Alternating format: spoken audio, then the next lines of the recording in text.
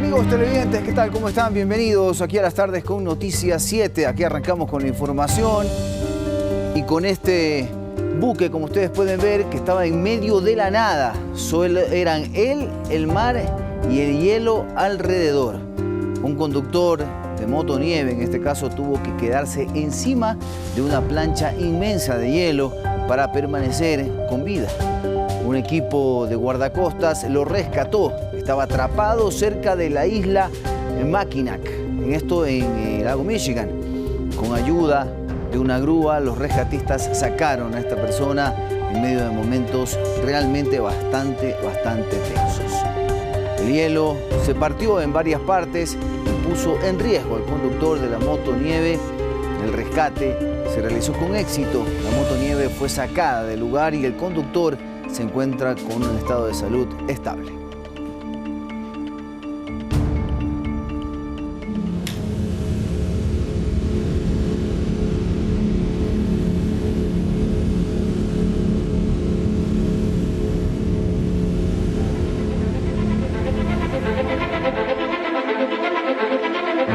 El ministro de Defensa de Colombia desmintió que habrían 27 cuerpos calcinados, como lo denunció así su presidente, el señor Gustavo Petro.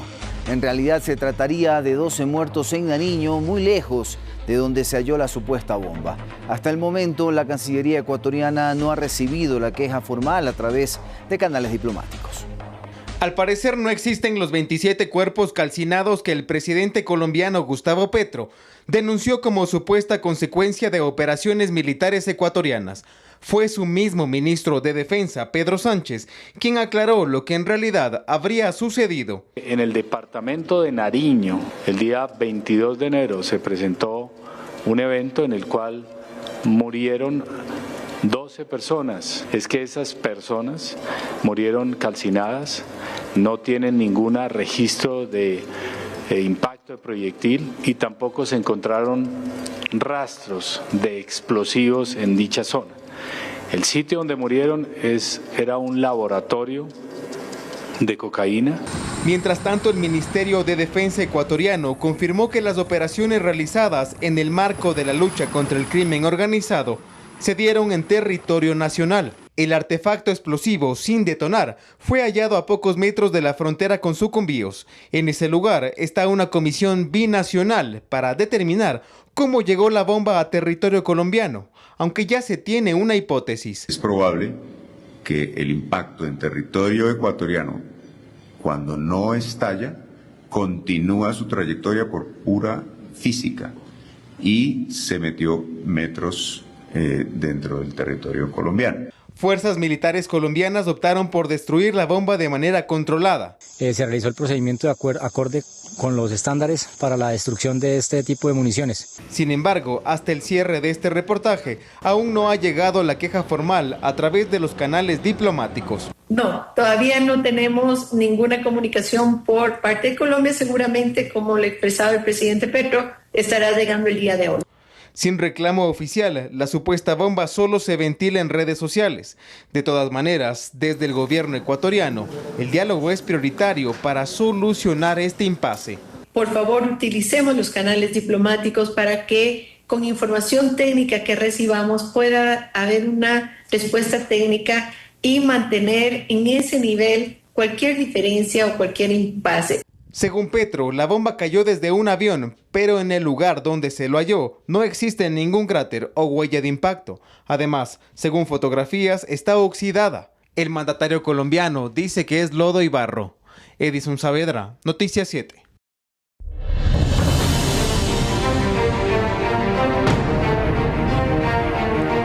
Y atención a esta información porque en México fue capturado alias Lobo Menor, procesado por el magnicidio de Fernando Villavicencio y líder de la banda criminal Los Lobos. El sujeto está considerado como uno de los presuntos autores intelectuales del crimen del ex candidato presidencial. En un operativo internacional fue detenido alias Lobo Menor en el aeropuerto Benito Juárez de la Ciudad de México cuando intentaba ingresar a ese país con documentos falsos. El sujeto de 35 años de edad está considerado como el nuevo líder de los Lobos tras la captura de Wilmer Chavarría, alias Pipo, en España el año pasado, quien es su padrastro. El líder criminal habría coordinado presuntamente el magnicidio del ex candidato presidencial Fernando Villavicencio en agosto de 2023. Uno de los principales responsables de la muerte de Fernando Villavicencio. Su paradero era desconocido desde el 2022 tras acceder a una prelibertad. Los dos están procesados como supuestos autores intelectuales del asesinato de Villavicencio. La fiscalía maneja la tesis que Lobo Menor coordinó con los autores materiales el asesinato del ex candidato presidencial. Luego de cumplir algunos trámites legales, el sujeto fue devuelto a Colombia, a donde llegó escoltado por agentes policiales y se está a la espera de su extradición a Ecuador. En este momento se encuentra en el aeropuerto del Dorado, esperando terminar sus trámites para que sea enviado acá al Ecuador. Sobre Ángel Esteban Aguilar estaba vigente una circulación roja de Interpol y era uno de los más buscados de Ecuador. En febrero de este año, la justicia dictó prisión preventiva para Lobo Menor, así como para alias Pipo y Luis Alfredo A., alias Gordo Luis. Por supuesto, irá directamente a la cárcel de Encuentro y a que siga el proceso judicial del cual intentó escapar. Los 3 integrantes de la organización criminal, una de las más grandes del país, habrían participado en la planificación del crimen cuando Villavicencio salía de un mitin político. Iván Casamen, Noticias 7.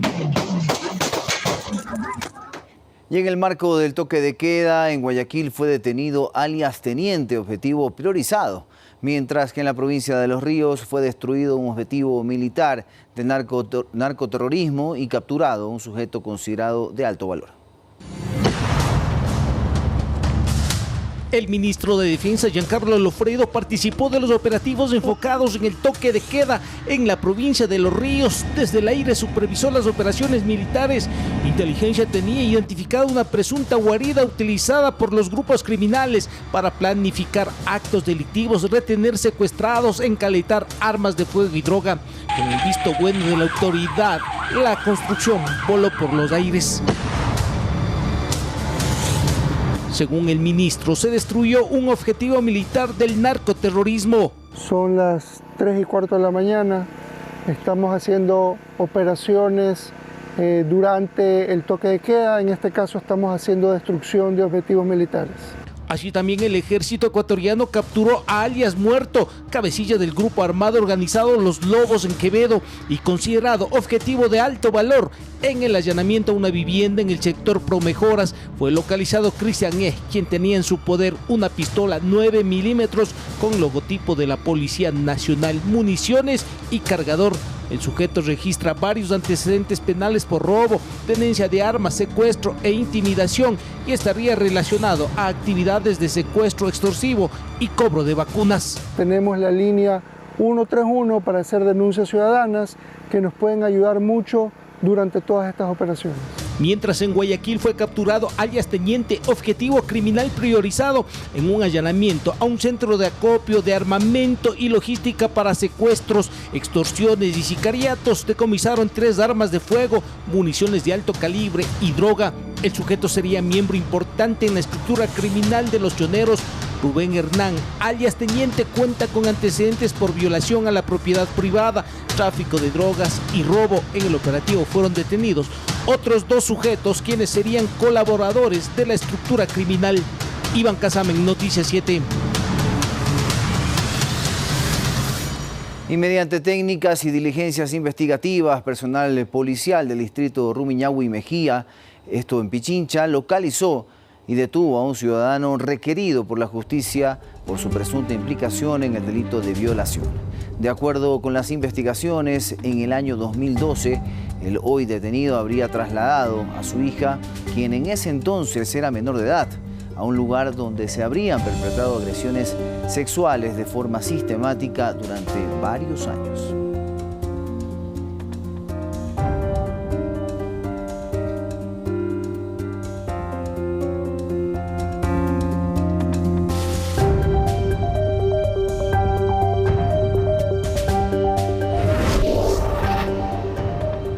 Y las Fuerzas Armadas ejecutaron un operativo relámpago en el Centro de Privación de Libertad Femenino de Pastaza, logrando el decomiso de múltiples objetos prohibidos. Durante la inspección minuciosa de las celdas, los militares detectaron y retiraron equipos de comunicación, cargadores y otros artículos no autorizados que vulneraban la seguridad del recinto. Esta intervención forma parte del control permanente para evitar que las cárceles sean focos de delincuencia.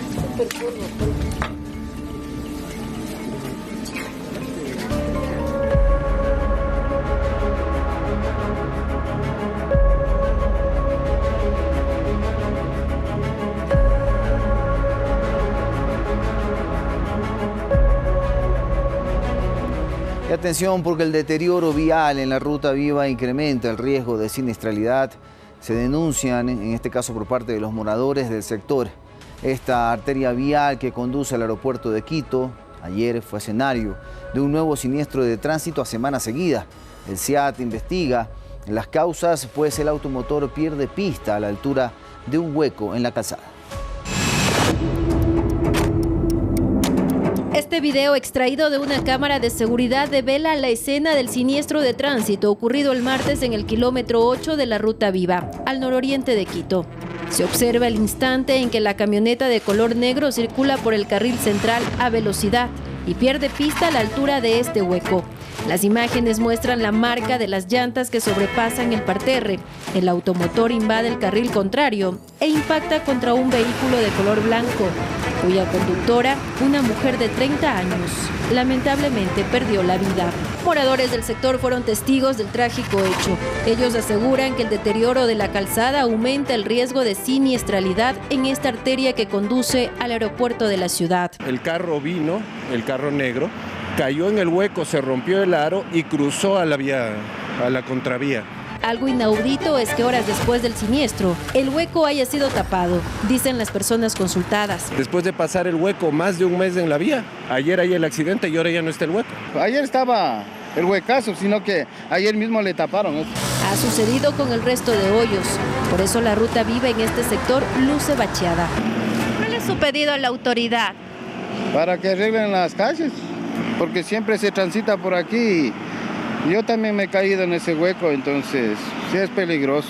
Hay que hacer conciencia con respecto a la velocidad, pero también hay que hacer conciencia con respecto al mantenimiento que se le da a la vía. Para el concejal del Distrito Metropolitano, Wilson Merino, este nuevo accidente no es un caso aislado. El presupuesto que tiene el municipio de Quito debería servir para invertir en las necesidades de los quiteños, no en fiestas, no en propaganda, no en burocracia dorada, en seguridad vial, en gestión de riesgos, en tecnología. Solicitamos un pronunciamiento de la empresa metropolitana de movilidad y obras públicas antes del cierre de esta emisión, pero seguimos en espera. Por otro lado, este miércoles personal de la Agencia Metropolitana de Tránsito realizó un operativo de control de exceso de velocidad cerca del sitio de la desgracia. Anaís Estrada, Noticias 7. Y seguimos con estas terribles noticias porque un fatal accidente de tránsito en la carretera Cuenca-Molleturo, el empalme deja un saldo de una persona fallecida y 7 heridos de gravedad. El siniestro ocurrió a la altura del kilómetro 92, donde un vehículo liviano perdió pista y terminó volcado. Equipos de rescate de los bomberos y la Cruz Roja trabajaron para poder liberar, en este caso, a los sobrevivientes atrapados entre los fierros retorcidos.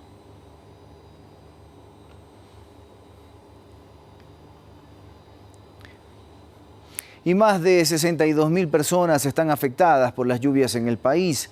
La Secretaría General de Gestión de Riesgos resaltó que al momento se han entregado aproximadamente 28.000 kits de ayuda humanitaria.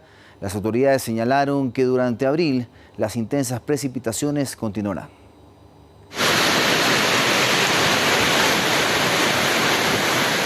Reportes en redes sociales dan cuenta de las emergencias que se producen a diario debido a las intensas lluvias. En Babahoyo, provincia de Los Ríos, los aguaceros son constantes. En Ayuriquín, cerca a la vía Loac-Santo Domingo, continúan los desbordamientos de ríos. Y en las comunidades rurales cercanas a Cuenca, en el Azuay, se registran deslaves, derrumbes y la pérdida de parte de las carreteras que comunican algunas localidades entre sí. La Secretaría Nacional de Gestión de Riesgos reporta al momento 191 cantones en el país afectados por el invierno. Desde el 1 de enero hasta el 18 de marzo se contabilizan más de 62.000 personas afectadas. ¿Qué tenemos con corte al día de hoy? Bueno, 62.896 personas que están afectadas, 14 personas fallecidas, 4.299 personas damnificadas, viviendas destruidas 106, puentes afectados 37. En una entrevista para Noticias 7 Matinal, la secretaria nacional de Gestión de Riesgos, Carolina Lozano, señaló que la ayuda humanitaria es la primera fase de la asistencia. Hasta la fecha son 28.515 kits entregados en todo el territorio. Estamos llegando con personal del Ministerio de Desarrollo Humano, pues con sus procedimientos internos pueda llegar al tema de bonos de contingencia. El COE Nacional, en coordinación con los cantones afectados, permanece activo a fin de movilizar los recursos necesarios para la atención de emergencias. Tener maquinaria lista, tener al personal de las unidades de gestión de riesgos de los municipios en territorio.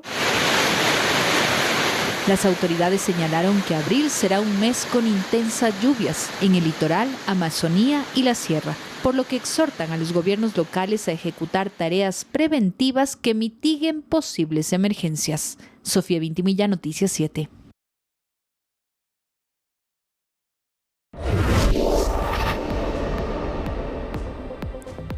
Amigos televidentes, hacemos una primera pausa, pero cuando regresemos les contamos de este devastador ataque aéreo israelí que sacudió el corazón residencial de Bashura.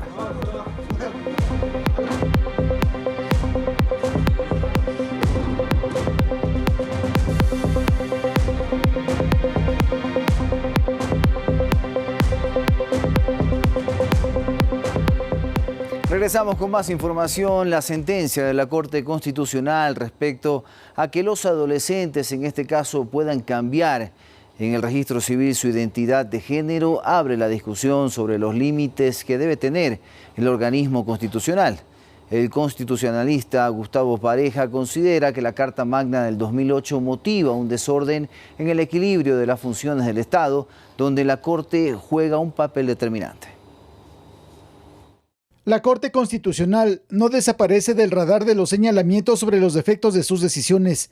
¿Este organismo se extralimita en sus funciones? Esta pregunta se la hicimos al constitucionalista Gustavo Pareja, quien concluye que la propia Constitución del 2008 le da facultades a la Corte para decidir cuando el Ejecutivo o el Legislativo no se pronuncian sobre una determinada materia. Esa legislación extraordinaria de la Corte, argumentó Pareja, causa un desorden en el equilibrio de las funciones del Estado cuando omite o pasa por alto procedimientos que afectan institucionalmente la aplicación de una norma. Entonces la Corte Constitucional se convierte finalmente en el soberano de cierre de todo lo que es la operación del Estado ecuatoriano, lo cual genera un desbalance, porque tienen un poder de decisión desmedido frente a los otros poderes o funciones del Estado. Cita la reflexión del voto salvado del magistrado constitucional Alí Lozada respecto a la sentencia que dispone que adolescentes entre 12 a 18 años puedan cambiar su identidad de género, aspecto que encaja justamente con las críticas externas a las decisiones de la Corte. Alega que esta sentencia, que es la sentencia 424 CN26, se pasa por encima del Poder Legislativo porque envía directamente al registro civil una orden para que apliquen de manera, criteriosa una decisión de la Corte Constitucional sin que exista reserva de ley. Las sentencias de la Corte Constitucional no son apelables ni sus magistrados son sujetos de juicio político en la Asamblea. ¿Qué cabe entonces? La presidenta de la Comisión de Transparencia, Diana Jácome, ya lo dijo respecto a la sentencia de cambio de identidad de género en adolescentes. No estamos fiscalizando ninguna sentencia, principio de independencia judicial, pero sí los efectos que ha generado en la sociedad y en los derechos de los niñas y adolescentes. Nuestro entrevistado concluye que las condiciones están dadas para normar, regular o ajustar las decisiones y trabajo de la Corte Constitucional. Habrá que ver la maniobra política para concretar aquello, dijo. Javier Ceballos, Noticias 7. Y el Pleno de la Asamblea analizó en primer debate el proyecto de ley que crea incentivos para la construcción de vivienda social. Las sugerencias de los parlamentarios se plasmarán en el informe para segundo y definitivo debate que se efectuará en los próximos días. Recordarles que estamos el tercer proyecto de ley económico urgente enviado por el Ejecutivo a la Asamblea pasó su primer filtro. Asambleístas analizaron en Cuenca los alcances de esta propuesta que crea incentivos a las empresas que donen viviendas de interés social, que deben tener una valoración tope de 178 salarios básicos, es decir, $85,796. El parlamentario del oficialismo, Adrián Castro, expuso que solo la socialización de esta iniciativa ya tuvo incidencias en los intereses de créditos hipotecarios que otorgan entidades financieras. Y hoy la banca privada se ha visto forzada a bajar el interés al 4,99% para vivienda social. ¿Qué les parece eso? Porque el BIES bajó el crédito y la tasa de crédito al 2,99%. Si la banca privada se mete a bajar el interés, la privada baja. El incentivo central de la iniciativa es la rebaja del impuesto a la renta del equivalente al 100% del valor donado y tiene un límite máximo del 30% del impuesto causado en el ejercicio fiscal correspondiente, sin derecho a devolución. Diego Salas, legislador de la Revolución Ciudadana, cuestionó que la norma insiste en beneficiar al empresariado. Para movilizar capital privado, ampliar oferta formal y reactivar la construcción. Entonces, hay que ser honestos. Si de verdad le importara a la familia que vive en precariedad, habrían traído una ley pensada casi exclusivamente para vivienda nueva. El Ministerio de Infraestructura y Transporte elaborará anualmente una lista de las principales necesidades de vivienda de interés social. La misma servirá como guía para decidir la aplicación del beneficio. Y entre tanto, el Ministerio de Economía definirá cuál es el monto máximo de beneficios tributarios que se podrán otorgar por este mecanismo. Este límite se fijará de acuerdo con la planificación fiscal y la capacidad de las finanzas públicas. Esto le interesa al pueblo, al ciudadano de a pie, aquellos que nos están mirando con mucha esperanza de generar leyes en beneficio de los más necesitados. ¿Y cómo beneficia a la Amazonía? Las sugerencias expuestas en este primer debate servirán de insumo para el informe de segundo y definitivo debate que se dará en los próximos días. Para aprobar la ley se requieren 77 votos. Javier Ceballos, Noticias 7. Y este 2026 Ecuador espera tener los lineamientos para identificar las actividades económicas que protegen el medio ambiente y así canalizar las inversiones nacionales e internacionales de proyectos sostenibles con el objetivo de movilizar capitales, créditos e inversiones. Un diálogo nacional amparado por organismos internacionales es el inicio en el país para la creación de la herramienta Taxonomía Verde, que significa que hasta finalizar el año, Ecuador espera tener los lineamientos para identificar actividades económicas que protejan el medio ambiente y así puedan canalizar inversiones nacionales y del exterior a proyectos sostenibles. El tema es que no todos estábamos hablando un lenguaje común, poder clasificar las actividades y definir cuáles de ellas aportan a los objetivos que el país tiene tanto a nivel climático como ambiental. Antes de publicar esta herramienta, las autoridades se comprometieron a socializarla con las comunidades. La Superintendencia de Banco reportó que desde el 2021, el sector financiero público y privado ha canalizado cerca de $4.000 millones en los llamados créditos verdes. Sí refleja que las entidades financieras están transitando hacia enfoques sostenibles.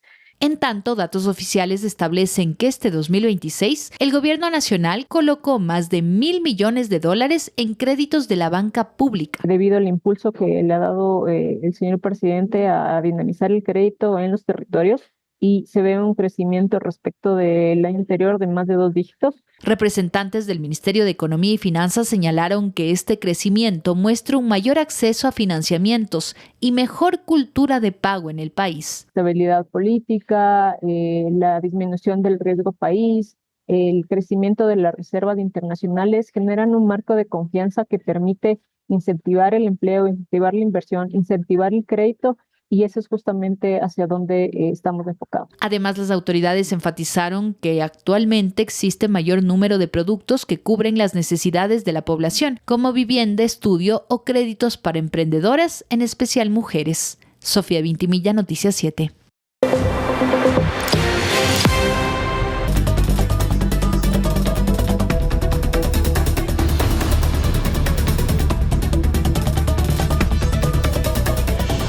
Regresamos con información internacional. Un devastador ataque aéreo israelí sacudió el corazón del sector residencial de Bashura, esto en el centro de Beirut, dejando un rastro de destrucción y múltiples víctimas, desgraciadamente. El bombardeo dirigido contra un centro de salud vinculado a Hezbollah representa una escalada crítica al impactar una zona densamente poblada. Testigos reportan escenas de caos absoluto mientras los equipos de rescate luchan por remover los escombros.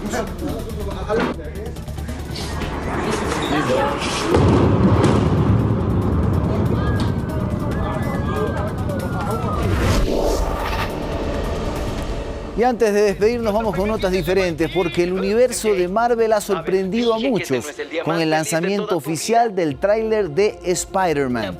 Sí, la película se llamará Brand New Day, la cuarta entrega protagonizada por Tom Holland que llegará a los cines el próximo 31 de julio del presente año. En este nuevo adelanto se observa a un Peter Parker más maduro y solitario que actúa bajo un anonimato absoluto en una Nueva York que lo ha olvidado. Las sorpresas no se han hecho esperar en esta nueva entrega. Spider-Man tendrá una evolución física, ya que ahora podrá elaborar telarañas orgánicas, además de la aprobación y la aparición, en este caso, de Bruce Banner, en este caso que Bruce Banner será Hulk, interpretado por Mark Ruffalo. Y el personaje Punisher, que como ustedes lo conocen, es el papel misterioso de Sadie Sink. Así que prepárense los grandes amantes del cine y sobre todo los de Marvel y fanáticos de Spider-Man. Yo soy uno de ellos, así que estaremos muy pendientes de lo que va a ser esta nueva entrega de la película del héroe araña. Estás perdiendo el control. Y para las arañas que logran. Amigos televidentes, con esta nota nosotros terminamos acá nuestra programación. Nos reencontramos mañana aquí en las tardes con Noticias 7. Chao, que estén bien.